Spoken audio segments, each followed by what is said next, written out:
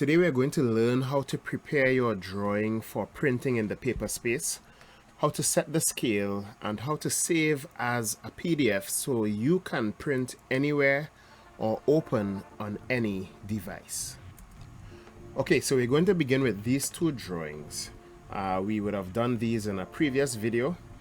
And so let's say you have these drawings and you would like to print them on a piece of paper.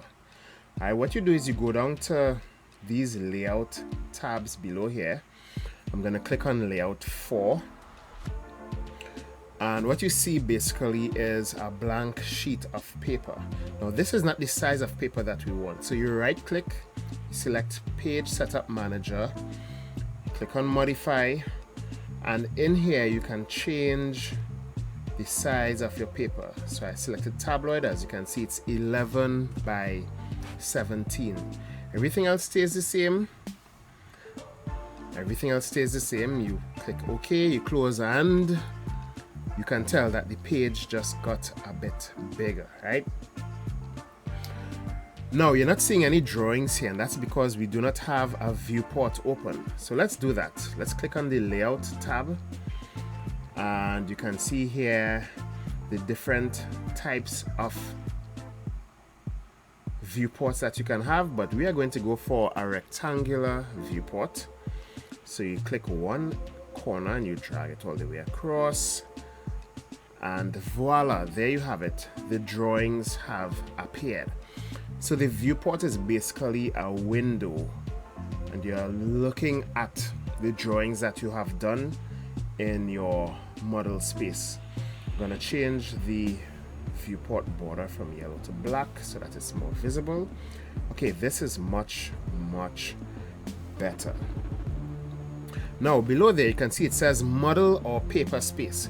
Right now it's in paper or paper space, and if you just scroll on the wheel on your mouse, you'll see that the paper gets bigger and smaller, right? But the drawings themselves don't change in size.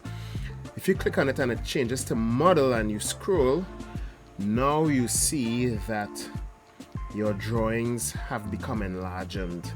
The size of the paper hasn't changed, but the drawings got bigger, and you can even draw in this space. Once it's in the model space, you can draw just like you normally would.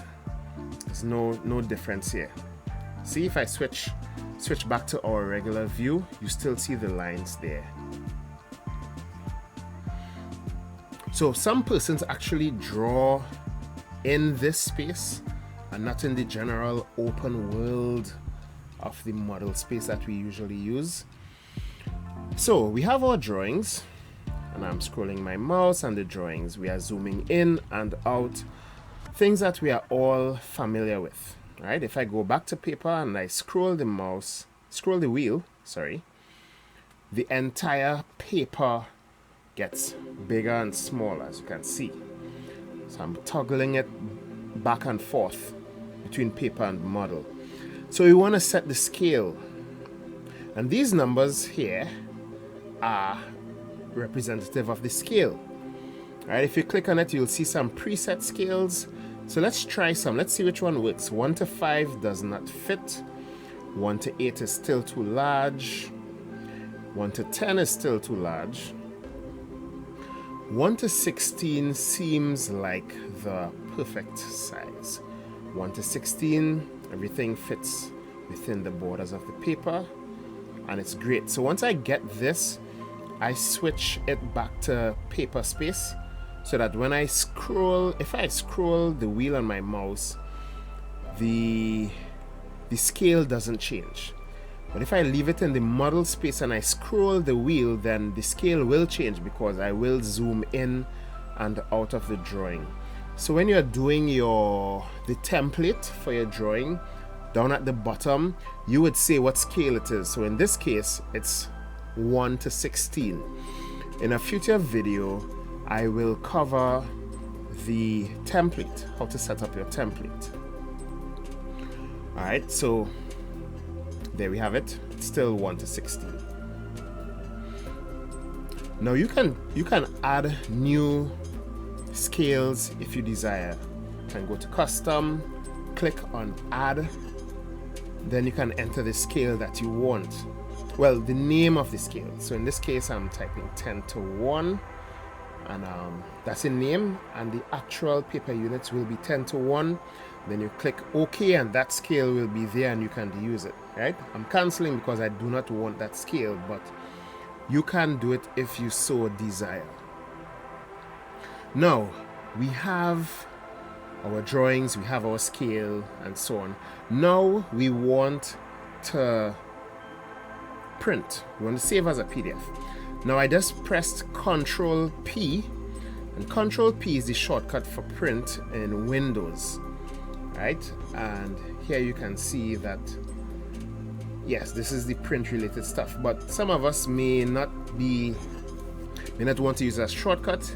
So you click on the big red A in the top left hand corner, you come down to print, you go to plot, and when you click on plot, you'll see that the same window opens, right? So it's just faster to press Control and P. Now I want to print mine, or I want to save it as an all black drawing, so I'm going to select monochrome. Under the plot style, I'm going to select monochrome, and over here is where you would normally select your printer. Now I do not have a printer connected and I want to save it as a PDF, so I select Microsoft Print to PDF. Right, everything else stays the same. You click preview, and voila, what you see here is they're basically showing you a preview of what you would get if you were to print this right here and now. And it's very good to use the preview feature, because sometimes you get some nasty surprises. Okay, so let's save it as a PDF.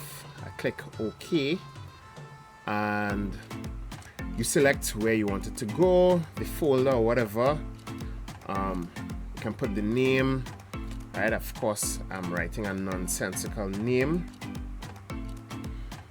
Your device will save it as a PDF, and this is saved. It's right now, it's like any other PDF that you encounter. Right, we are actually going to go to the folder that we have it saved in.